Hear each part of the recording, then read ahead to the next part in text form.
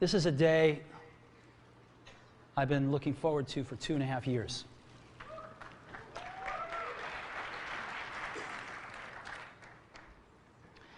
Every once in a while, a revolutionary product comes along that changes everything. And Apple has been, well, first of all, one's very fortunate if you get to work on just one of these in your career. Apple's been very fortunate.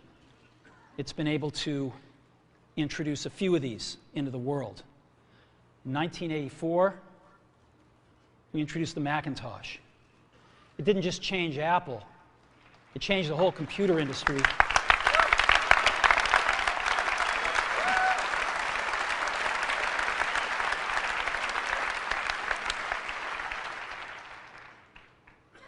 In 2001, we introduced the first iPod.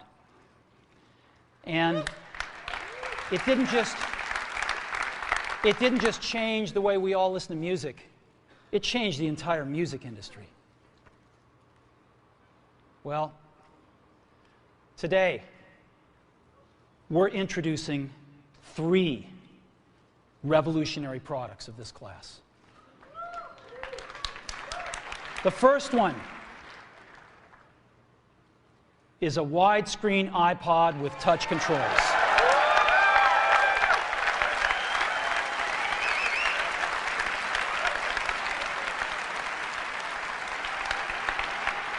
The second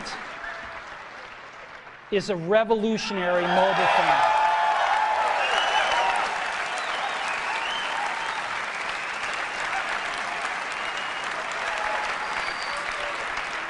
And the third is a breakthrough internet communications device. So, 3 things: a widescreen iPod with touch controls, a revolutionary mobile phone, and a breakthrough internet communications device. An iPod, a phone, and an internet communicator. An iPod, a phone. Are you getting it? These are not 3 separate devices. This is one device. And we are calling it iPhone. Today, Apple is going to reinvent the phone. And here it is.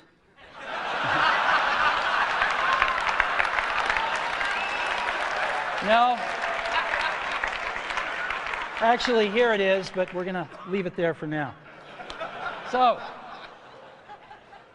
before we get into it, let me talk about a category of things. The most advanced phones are called smartphones, so they say. And they typically combine a phone plus some email capability, plus they say it's the internet, sort of the baby internet, into one device. And they all have these plastic little keyboards on them. And the problem is that they're not so smart and they're not so easy to use. So if you kind of make a Business School 101 graph of the smart axis and the easy to use axis, regular cell phones are kind of right there. They're not so smart, and they're not so easy to use. But smartphones are definitely a little smarter, but they actually are harder to use. They're really complicated. Just for the basic stuff, people have a hard time figuring out how to use them. Well, we don't want to do either one of these things. What we want to do is make a leapfrog product that is way smarter than any mobile device has ever been and super easy to use. This is what iPhone is. Okay? So, we're going to reinvent the phone. Now, we're going to start with a revolutionary user interface. Is the result of years of research and development. And, of course, it's an interplay of hardware and software. Now, why do we need a revolutionary user interface? I mean, here's 4 smartphones, right? Motorola Q, the BlackBerry, Palm Treo, Nokia E62, the usual suspects. And what's wrong with their user interfaces? Well, the problem with them is really sort of in the bottom 40 there. It's this stuff right here. They all have these keyboards that are there whether you need them or not to be there. And they all have these control buttons that are fixed in plastic and are the same for every application. Well, every application wants a slightly different user interface, a slightly optimized set of buttons just for it. And what happens if you think of a great idea 6 months from now? You can't run around and add a button to these things. They're already shipped. So what do?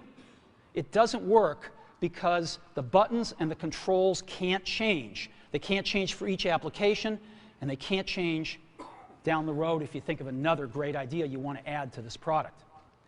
Well, how do you solve this? It turns out we have solved it. We solved it in computers 20 years ago. We solved it with a bitmap screen that could display anything we want, put any user interface up, and a pointing device. We solved it with the mouse, right? We solved this problem. So how are we going to take this to a mobile device? Well, what we're going to do is get rid of all these buttons and just make a giant screen. A giant screen. Now, how are we going to communicate this? We don't want to carry around a mouse, right? So what are we going to do? Oh, a stylus, right? We're going to use a stylus. No. No. Who wants a stylus? You have to get them and put them away and you lose them. Yuck. Nobody wants a stylus. So let's not use a stylus.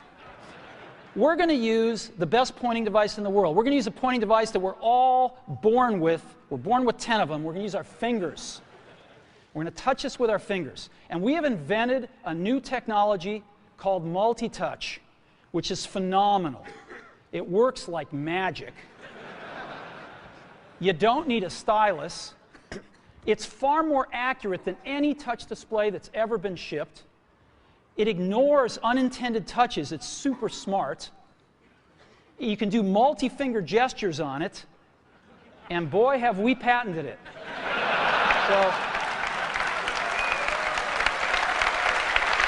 So, we've been very lucky to have brought a few revolutionary user interfaces to the market in our time. First was the mouse. The second was the click wheel. And now we're going to bring multi-touch to the market. And each of these revolutionary user interfaces has made possible a revolutionary product. The Mac, the iPod, and now the iPhone. So, a revolutionary user interface. We're going to build on top of that with software. Now, software on mobile phones is like baby software. It's not so powerful. And today, we're going to show you a software breakthrough.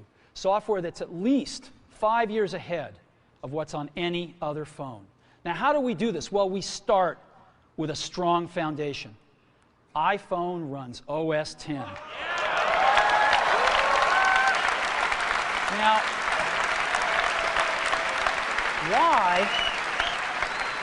why would we want to run such a sophisticated operating system on a mobile device? Well, because it's got everything we need. It's got multitasking.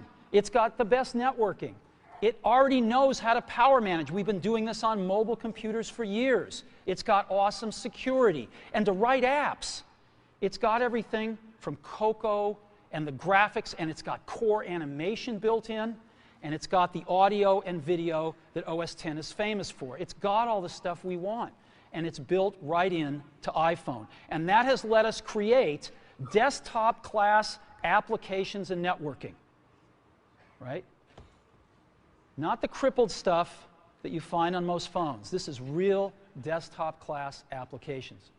Now, you know, one of the pioneers of our industry, Alan Kay, has had a lot of great quotes throughout the years. And I ran across one of them recently that explains how we look at this, explains why we go about doing things the way we do, because we love software. And here's the quote. people who are really serious about software should make their own hardware. You know? Alan said this 30 years ago, and this is how we feel about it. And so we're bringing breakthrough software to a mobile device for the first time.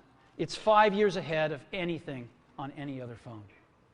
The second thing we're doing is we're learning from the iPod, syncing with iTunes. You know, we're going to ship our 100 millionth iPod this year, and that's tens of millions of people that know how to sync these devices with their PCs or Mac and sync all of their media right onto their iPod, right? So you just drop your iPod in, and it automatically syncs. You're going to do the same thing with iPhone. It automatically syncs to your PC or Mac right through iTunes. And iTunes is going to sync all your media onto your iPhone, your music, your audiobooks, podcasts, movies, TV shows, music videos, but it also syncs a ton of data. Your contacts, your calendars, and your photos, which you can get on your iPod today, your notes, your bookmarks from your web browser, your email accounts, your whole email setup, all that stuff can be moved over to iPhone completely automatically. It's really nice. And we do it through iTunes. Again, you go to iTunes and you set it up, just like you'd set up an iPod or an Apple TV. And you set up what you want synced to your iPhone. And it's just like an iPod. Charge and sync. So sync with iTunes. Third thing I want to talk about a little is design. We've designed something wonderful for your hand. Just wonderful. And this is what it looks like. It's got a 3.5-inch screen on it. It's really big. And it's the highest resolution screen we've ever shipped. It's 160 pixels per inch. Highest we've ever shipped. It's gorgeous. And on the front, there's only one button down there. We call it the home button. It takes you home from wherever you are. And that's it. Let's take a look at the side. It's really thin. It's thinner than any smartphone out there at 11.6 millimeters. Thinner than the Q, thinner than the Blackjack, thinner than all of them. It's really nice. And we got some controls on the side. We got a little switch for ring and silent. We've got a volume up and down control. Let's look at the back. On the back, the biggest thing of note is we got a 2-megapixel camera built right in. The other side, and we're back on the front. So let's take a look at the top now. We've got a headset jack, 3.5 millimeter. All your iPod headphones fit right in. We've got a little tray for your SIM card. And we've got one switch for sleep and wake. Just push it to go to sleep, push it to wake up. Let's take a look at the bottom. We've got a speaker, we've got a microphone, and we've got our 30-pin iPod connector. So that's the bottom. Now, we've also got some stuff you can't see. We've got 3 really advanced sensors built into this phone. The first one is a proximity sensor. It senses when physical objects get close. So when you bring iPhone up to your ear to take a phone call, it turns off the display and it turns off the touch sensor instantly. Well, why do you want to do that? Well, 1, to save battery, but 2, so you don't get spurious inputs from your face into the touch screen. Just automatically turns them off, take it away, boom, it's back on. So it's got a proximity sensor built in. It's got an ambient light sensor as well. We sense the ambient lighting conditions and adjust the brightness of the display to match the ambient lighting conditions. Again, better user experience, saves power. And the third thing we've got is an accelerometer, so that we can tell when you switch from portrait to landscape.